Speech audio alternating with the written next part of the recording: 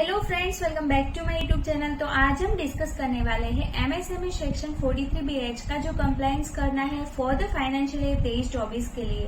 तो यहाँ पे ये जो फाइनेंशियल ईयर है अभी जल्द से जल्द खत्म होने वाला है एज ऑन 31 मार्च 2024। यहाँ पे बहुत ही बड़ा बर्डन बढ़ गया है कि आपके जो भी क्रेडिटर्स है उनके साथ अगर आपने एग्रीमेंट करा है देन यहाँ पे 45 डेज में उनका पूरा ही पेमेंट करके सेक्शन 43BH का कंप्लायंस करना है। एंड अगर आपने एग्रीमेंट नहीं करा है तो 15 डेज में आपको पूरा ही पेमेंट करना है। तो यहाँ पे पूरा ही बर्डन बढ़ गया है एमएसएमई का कंप्लायंस करने के लिए। तो ये वीडियो बहुत ही इम्पोर्टेंट होने वाली है आपके लिए, क्योंकि इस वीडियो में हम डिस्कस करने वाले हैं कि कौन कौन से केसेस में एमएसएमई सेक्शन 43BH का कंप्लायंस एप्लीकेबल नहीं है।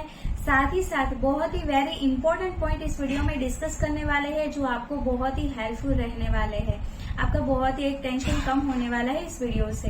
तो वीडियो बहुत ही इंफॉर्मेटिव होने वाला है, तो बने रहे अंत तक। और क्विक नोट, अगर आपने अभी तक मेरी चैनल को सब्सक्राइब नहीं किया है तो मेरी चैनल को सब्सक्राइब कर लीजिए ऐसे यूजफुल वीडियोस के लिए। तो आइए चलो स्टार्ट करते हैं। तो यहाँ पे फर्स्ट ऑफ ऑल आपके लिए रेडी रेफरेंस के लिए यहाँ पे मैंने एक क्रेडिटर का लिस्ट निकाला है अपने सॉफ्टवेयर से।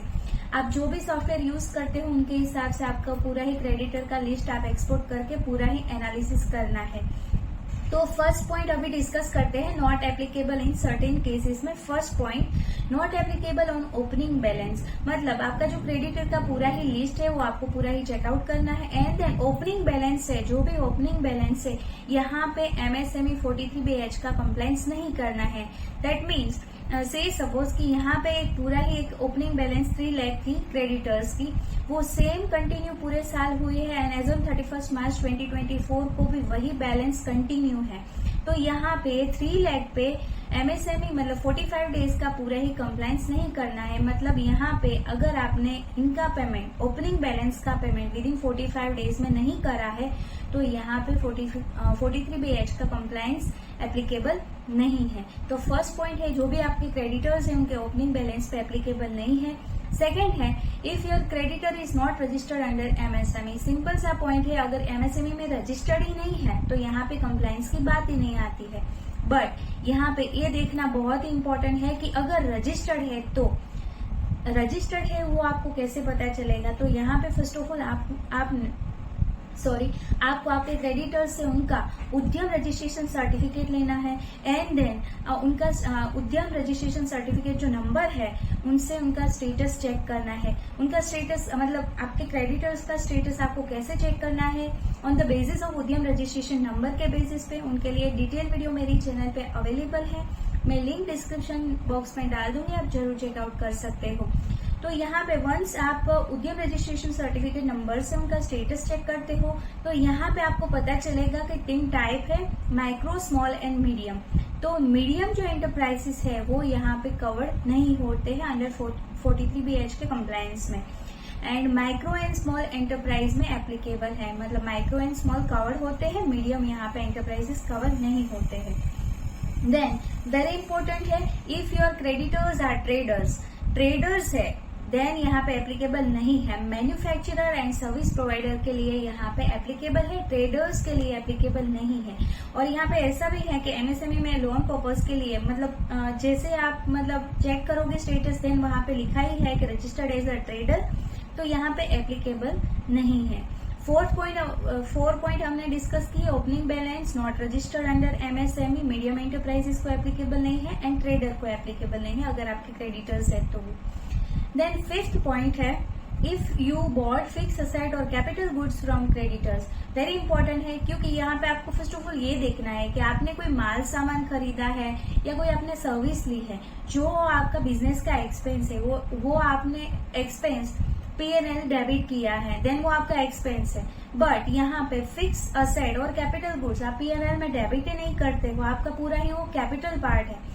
तो यहाँ पे वेरी इंपॉर्टेंट आपको नोट करना है कि फिक्स असेट और कैपिटल गुड्स आपने क्रेडिटर्स के पास से परचेज किया है देन यहाँ पे ये रूल एप्लीकेबल नहीं है।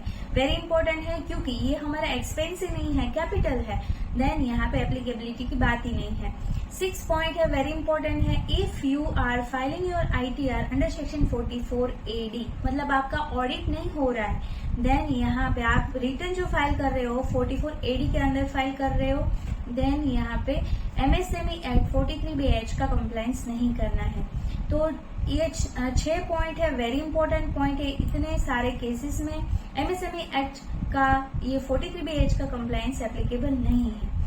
अभी एक वेरी इंपॉर्टेंट पॉइंट है जो अभी साथ साथ डिस्कस कर लेते हैं, आपको बहुत आई एम श्योर कि बहुत ही यूजफुल रहने वाला है। तो यहाँ पे फर्स्ट ऑफ ऑल आपको ये पूरा ही कंप्लायंस देखना है कि आपकी जो भी क्लोजिंग बैलेंस है ऑफ क्रेडिटर्स, देन यहाँ पे आपका पूरा ही चेकिंग है on closing balance of your creditors. तो यहाँ पे फर्स्ट ऑफ ऑल आपका जो क्लोजिंग बैलेंस है, तो यहाँ पे जो पेमेंट का क्राइटेरिया है उनके लिए पेमेंट शेड्यूल भी साथ साथ डिस्कस कर लेते हैं। से सपोज मतलब क्लोजिंग बैलेंस का ही वेरी इंपॉर्टेंट पॉइंट है यहाँ पे।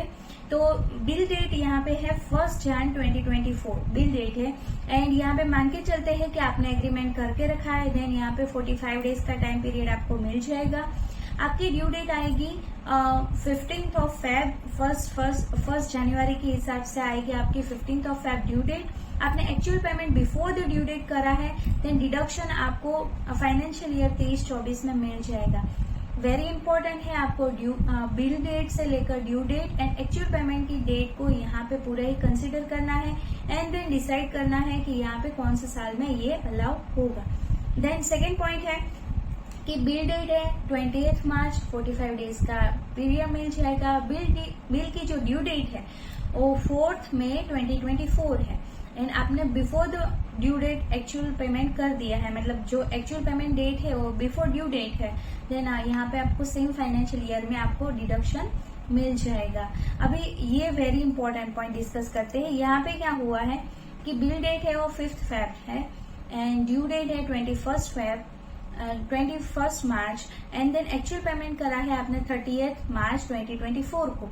तो यहाँ पे आपको ऐसा लगेगा फर्स्ट ऑफ ऑल कि ये ड्यू डेट के बाद पेमेंट हुआ है तो यहाँ पे डिसअलाउ होगा, बट ऐसा नहीं है, क्योंकि ये पूरा ही जो देखना है वो outstanding amount of creditor as on 31 March 2024 का पूरा ही देखना है। तो यहाँ पे ये बिफोर 31 मार्च 2024 से पहले आपने पेमेंट कर दिया है तो आपको करंट फाइनेंशियल ईयर में पूरा ही डिडक्शन मिल जाएगा, बट यहाँ पे जो डिले हुआ है उनके लिए इंटरेस्ट भरना पड़ेगा। तो ये पूरा ही आपको ध्यान रखना है, मतलब 31 मार्च 2024 आपको बहुत ही एक ड्यू डेट जो डेडलाइन हो मार्क करके रखनी है। उनके बाद का कंप्लायंस है या पहले का कंप्लायंस है उनके अकॉर्डिंग आपको डिडक्शन मिल जाएगा। देन लास्ट वन जो पॉइंट है वो है 5th Feb 2024, 45 डेज का मतलब डेज मिल गया एंड देन ड्यू डेट है 21 मार्च। आपने एक्चुअल पेमेंट जो करा है वो आफ्टर ड्यू डेट के बाद करा, मतलब ड्यू डेट के बाद करा है।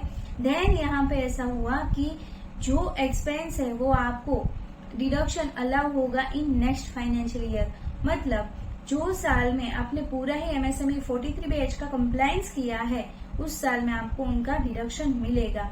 तो फॉर द फाइनेंशियल ईयर 23-24 में वो आपकी इनकम माना जाएगा, आपको एक्सपेंस के तौर पे वो डिडक्शन नहीं मिलेगा। तो वेरी इंपॉर्टेंट है, आपको पूरा ही ये पेमेंट शेड्यूल के तौर पे पूरा ही देखना है कि ड्यू डेट क्या है, आपने एक्चुअल पेमेंट कब किया है एंड देन आपको यहाँ पे on the basis of actual payment date यहाँ पे आपको पता चल जाएगा कि कौन से साल में आपको ये डिडक्शन अलाउ होगा। तो इतना इम्पोर्टेंट पॉइंट्स है जो बहुत ही वेरी इंपॉर्टेंट है कि कौन से केसेस में एप्लीकेबल नहीं है, हमने पूरा ही डिटेल में डिस्कस किया, साथ साथ पेमेंट शेड्यूल भी डिटेल में डिस्कस किया। आई होप आपको इस वीडियो से कुछ ना कुछ इन्फॉर्मेशन मिली होगी, यूजफुल नॉलेज मिला होगा। देन वीडियो को लाइक करिए, शेयर करिए। अगर आपकी कोई भी क्वेरी है देन जरूर आप मुझे कमेंट करके पूछ सकते हो। अभी मिलते हैं नेक्स्ट वीडियो में। Till then stay healthy, stay wealthy. Thank you for watching. Thank you.